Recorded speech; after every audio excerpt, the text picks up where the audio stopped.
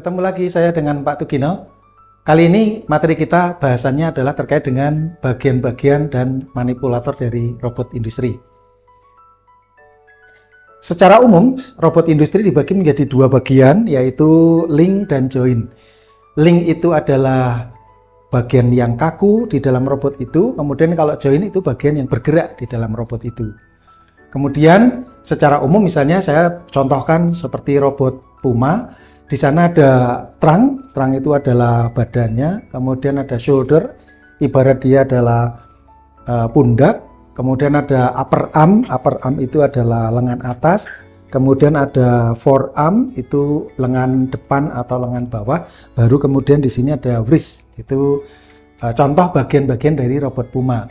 Selanjutnya misalnya di robot Puma tadi di bagian link itu ada beberapa aksis.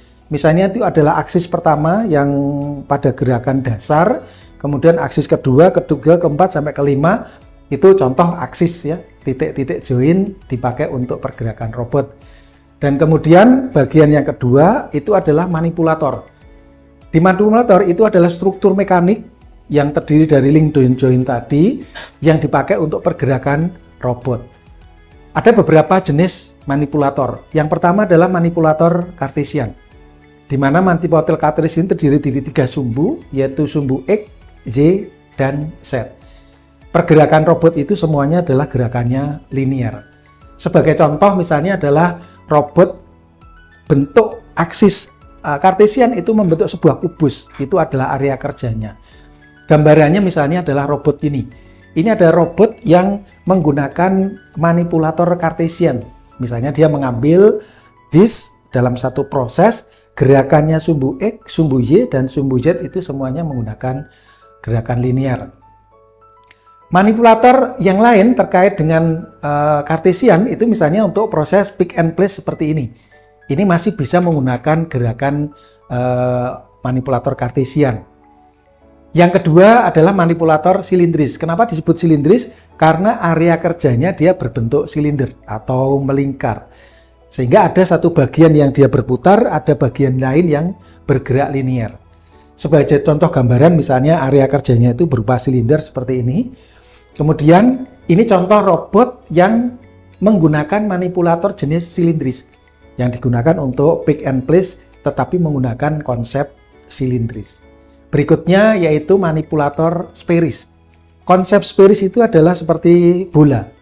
Jadi ada dua bagian yang dia bisa berputar, kemudian ada satu bagian yang dia bergerak lurus.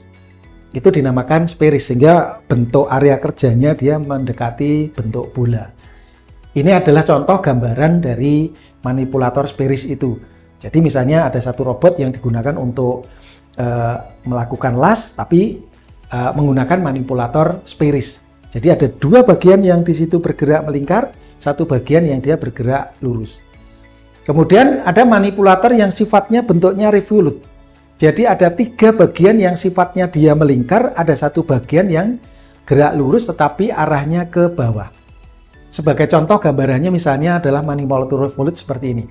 Jadi di situ ada dua bagian atau tiga bagian yang dia bergerak berputar, ada satu bagian naik turun yang bergerak lurus, itu manipulator revolute.